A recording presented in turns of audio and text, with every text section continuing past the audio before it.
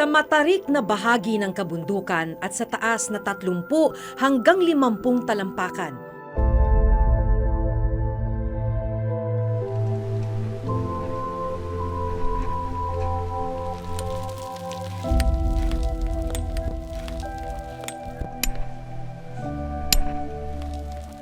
Walang takot silang umaakyat para magtibag ng bato.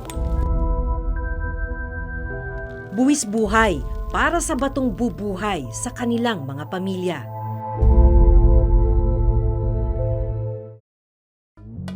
Sa bayan ng San Isidro sa Northern Samar,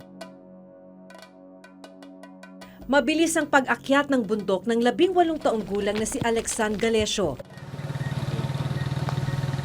Nakapaa at wala siyang kahit anumang proteksyon sa katawan tulad ng tali, guantes o helmet.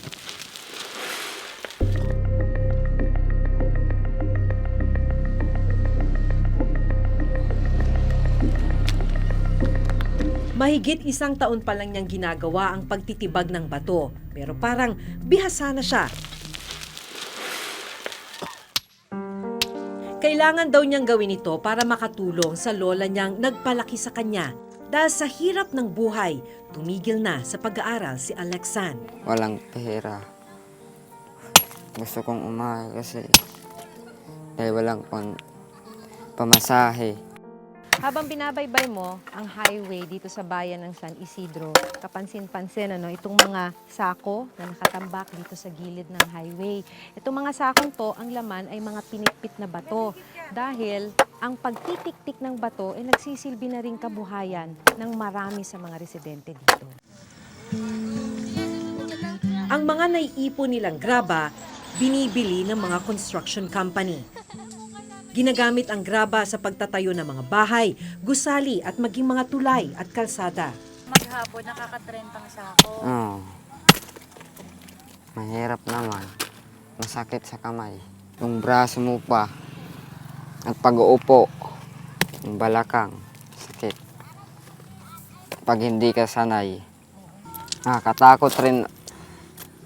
Dahil baka matalsikan yung mata.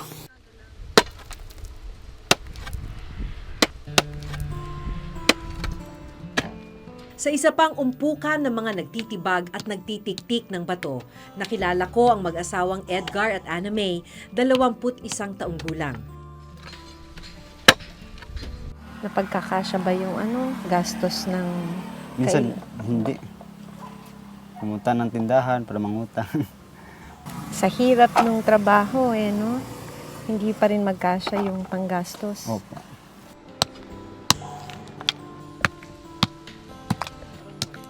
Bakit ka tumutulong dito? Para maano yung gastusin sa bahay. Kasi mahirap kasi pag isa lang yung gumagawa. Kasama nila sa trabaho ang mahigit 1 taong gulang nilang anak. Ang bata, mistulang naging palaruan ang tibagan ng bato. Maselan din ang kalagayan ngayon ni Anna May dahil 4 na buwan na siyang buntis. Nag-aalala ka, Kasi yun nga niaalala ko, mami, paano. Yung panganganak. Oo po. Yung inaalala ko. Kasi walang para sa kanya. Pambayad? Opo. Aabot ng halos 1 linggo para makaipon ng 26 na sako nitong mga tiniktik na bato. Dun sa 26 na sako na yon, bibilhin sa kanila ng 500 pesos. Pero ang neto lamang nila ay 450 dahil kailangan pa nilang magbayad ng 50 pesos dun sa may-ari ng lupa. Nagsimula pa raw sa kanilang mga lolo ang pagpipitpit ng bato dito sa bayan nila. Kaya ito na rin ang kinamulatan nilang hanap buhay. Pero kung sila ang papipiliin, ayaw nilang ito ang maging hanap buhay ng kanilang mga anak. Ayaw mo siya magtik-tik. Ayaw. Anong gusto mo sana? Gusto ko lang sana makatapos siya, siya ng trabaho, magandang trabaho. Sa buong Region 4, ang lalawigan ng Rizal ang may pinakamaraming quarry site na pinagkukunan ng bato. Kilala naman ang bayan ng Rodriguez bilang quarry town ng Rizal. Sa 14 na small-scale quarry permit holder sa Rizal, 10 ang nasa Rodriguez.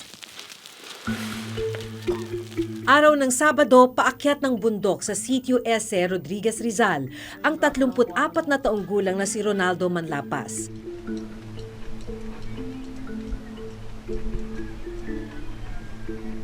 Wala rin siyang anumang proteksyon sa katawan. Isang maling hakbang, pwede siyang mahulog sa kanyang kamatayan. Sa taas na halos 30 talampakan, mano-manong tinitibag ni Ronaldo ang ilang bahagi ng bundok. Alas 5 pa po ako nagatibag. Alas 8:30, tigil na ako. Mga 6 years, nagpipit-pit kami dyan. Hindi nagtatapos sa pagtitibag ang trabaho. Dahil pagkagulong ng malalaking bato sa paanan ng bundok, magiging abala naman ang mga taga-pitpit o taga-tiktik ng bato.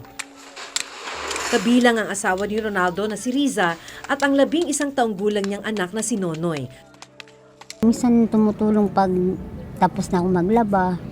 Tapos yung anak ko pinapawakan ko sa isa kong dalagita para makadagdag po sa makarami. Pinapatulong-tulong ko po para medyo mabilis-bilis paggawa. Dahil sa hirap ng buhay, napilitang tumigil muna sa pag-aaral si Nonoy. Kinder lang ang inabot niya. Sumusugat po. Nagpipit-pit po ako, natatamaan ako sa kamay. Bakit ka nagpapatuloy magpitpit kahit masakit? Para lang po makatulong kan mama, saka kan papa. Siyempre, minsan nalulungkot. Minsan umiiyak kasi nga napapagod din po siya. Kaya ang ginagawa ko po, pag humingi sa akin tudo, bigay na lang po ako para maano na lang siya, malibang sa pagkain. Sa ibang bahagi ng bundok, makikita ang iba pang residenteng umaakyat at nagtitibag ng bato. Pag tag-ulan doon, di kami lumalapit doon kasi nag-landslide po yan eh. Nagalaglagan yung mga bato. Marami po namatay dyan. Natabunan doon sa nagbar doon yung bato. Malaking bato na tumabon sa kanila. Sa kabila ng naranasang panganib, nagpapatuloy pa rin sa ganitong trabaho si Ronaldo. Kahit delikado, nagtatrabaho pa rin. Kasi para sa mga bata, pangkain lang. Dahil Sabado at walang pasok, karamihan ng mga naabutan naming taga-pitpit ng bato, mga batang anak din ng mga taga-tibag ng bato. Para po pambaon ko po, tsaka po, bibigay ko po kay mama yung matitira po. Bakit di ka na lang maglaro o ano? Hindi naman po ako magkakapera doon sa laro. Magkakasugat lang ako doon. Sa isang araw, hindi bababa sa 5 truck ang nagkakarga sa Sitio S. Pero nitong mga nakaraang linggo, matumal daw ang kita.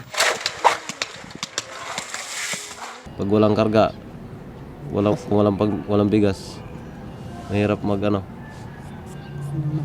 hanap ng pangbigas dito.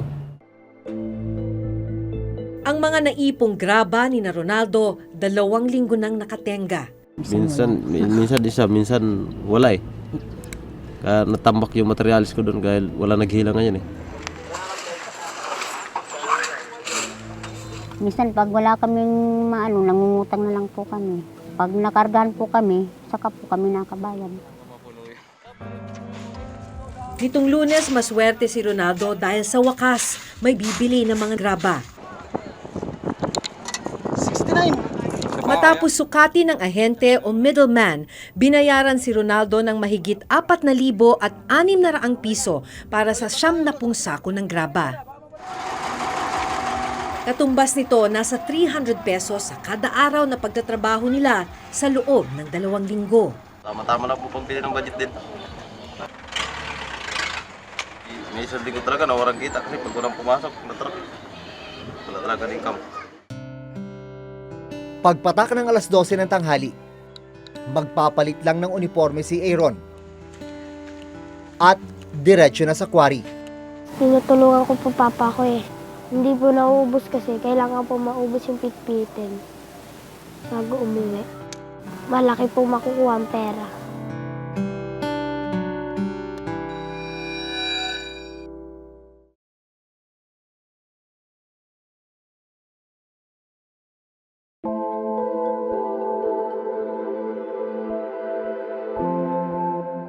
Minsan ang binisita ng Reporter's Notebook ang isang quarry site sa Rodriguez, Rizal noong 2016. Isa si Joanna sa mga batang nakilala namin noon na nagtitik-tik ng bato. Kasama niya ang dalawang kapatid na sina Jamaica at Junior. Habang ang kanilang mga magulang na sina Jonas at Erica naman ang nagtitibag ng bato. Ang mga murang katawan ni na Joanna batak na sa pagpipitpit, pagbuhat, at pag-iipon ng buhangin at bato.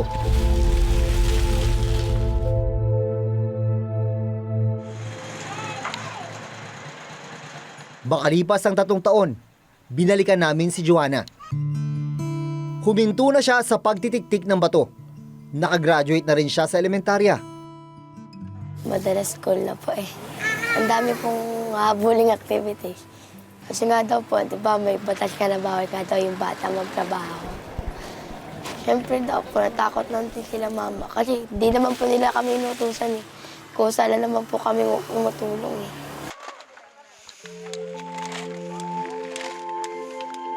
Ang mga magulang ni Joanna ang nagpatuloy sa kanilang kabuhayan. Nakikita ko sila parang mas ano pa sa akin na tumigil na ng ganun po. Yun nga po kasi siyempre po, parang pag tumigil naman ako, isipin ko naman, sinayang ko lang yung pinagtrabaho nila mama. Ganun po. Okay, yung parenting sentence. What about yung parenting sentence? Ano ba yung gusto mong maging paglaki mo? Maging chef po. Ganun din po, para sa mga kapatid ko makatapos. Sa mga magulang ko naman po. Pagkatapos po namin magkakapatid, huwag na sila magtrabaho para hindi sila nahihirapan. Kung makakapahinga na pagkatapos ng klase si Joanna, ang isa sa mga kaklase niyang si Aaron Salazar, 12 taong gulang, hinahati ang araw sa pag-aaral sa umaga at paghahanap buhay naman sa hapon.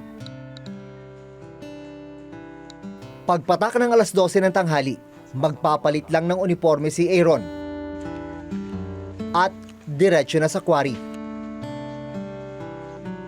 Nagpipit-pit ng bato. Mga ilang oras ka nandun?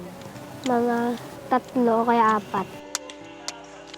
Tinutulungan ko po papa ko eh. Hindi po nauubos kasi kailangan po maubos yung pitpitin bago umuwi. Malaki po makukuha ang pera. Kasama ni Aaron sa paghahanap buhay ang ama na si Benny Salazar. Pinaginisan ko na po ng kalakayan ko na yun. Dati po tibagan din po ako. Bata pa po ako. Pero ngayon na ako pamilya, trabaho na po, demolish at saka pagmumotor. Ko. Pag wala pong work din sa dalawa na yun, diyan po ako sa tibagan. Hindi rin kaila kay Benny na may nakaambang panganib sa pitpitan. Hindi namin alam kung guguho ba o hindi. Siyempre hindi namin in-expect na tuwing uulan. Siyempre panahon nagbabago rin na hindi naman po habang buhay matibay po yung bato na yan eh. Nagkakrak din po kasi yan eh. Lalo pag nasisip-sipan ng tubig. Ingat lang po talaga, ganun po talaga. Ayun po ang anak buhay po namin dyan. Siyempre pag kami na disgrasya po doon, paano na rin po kami? Kahit mga palto sa kamay ang inaabot ni Aaron sa 6 na oras na pagpipitpit ng mga bato. Baliwala ito dahil sa kagustuhang makatulong sa pamilya. Paltos po. Mga may sugat-sugat po dito. Masakit po yung likod. Sabi ko po sa papa ko, magpipit-pit po ako. Para po may pang, ako, pamasahe papuntang school. Minsan po 40 o kaya 30. Tinatayang nasa 2.1 milyon ang mga kabataang nasa edad 5 hanggang 17 ang maituturing na child labor sa bansa. Karamihan sa kanila ay nasasadlak sa tinatawag na hazardous labor, gaya ng trabaho sa tibagan. So malaki ang implication nun. Yung pagtatrabaho sa mining at quarrying ay considered as worst form of child labor. So merong tayong tinatawag na ILO Convention 182 o yung worst form of child labor na sinasabi natin na anumang trabaho na nakakaapekto, na mapanganib sa bata, na aapektuhan ng kanilang kalusugan at kanilang paglaki, ang well-being ng mga bata, iyon ay mako-consider na worst form of child labor. At ganun nga ang nagiging epekto ng pagtatrabaho sa minahan at quarrying sites sa mga bata.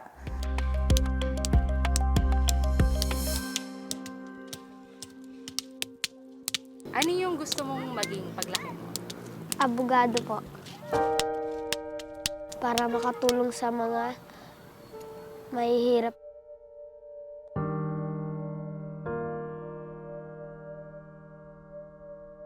Si mama po, tsaka si papa. Lagi nila po akong pinapapasok. Kasi po, gusto nila po ako makakatapos ng pag-aaral.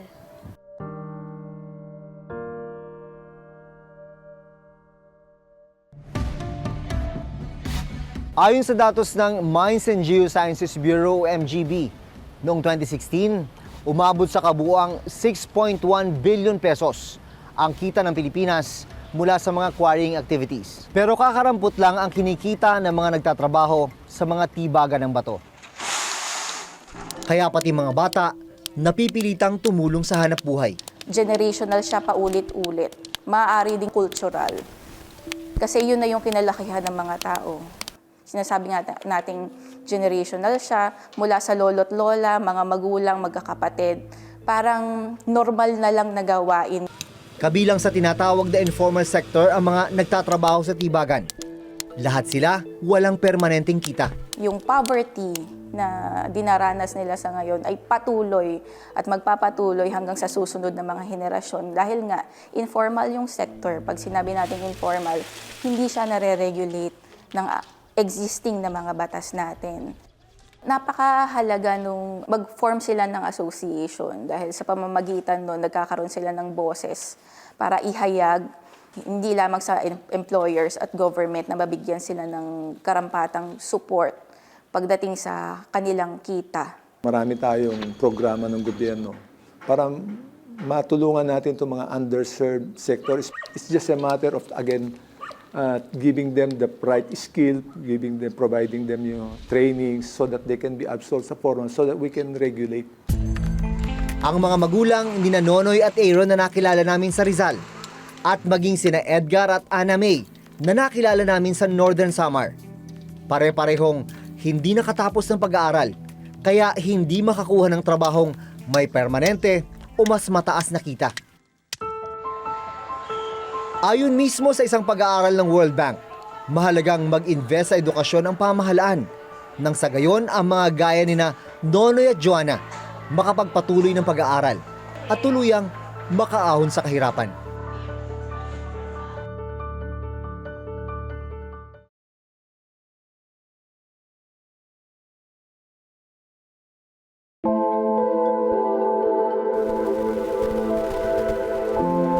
Buwis buhay ang hanap buhay ng mga nagtitibag ng bato. Dahil wala namang ibang mapagkakakitaan. Araw-araw nila itong sinusuong, mabuhay lang ang kanilang mga pamilya. At pati mga minor de edad, napipilitang magbanat ng buto. Ang malungkot, sa kabila ng kanilang pagsisikap, hindi pa rin sumasapat ang kanilang kita. Hanggang sa susunod na Huwebes, ako si Jun Veneracion. Ako si Maki Pulido at ito ang nakatala sa aming Reporter's Notebook.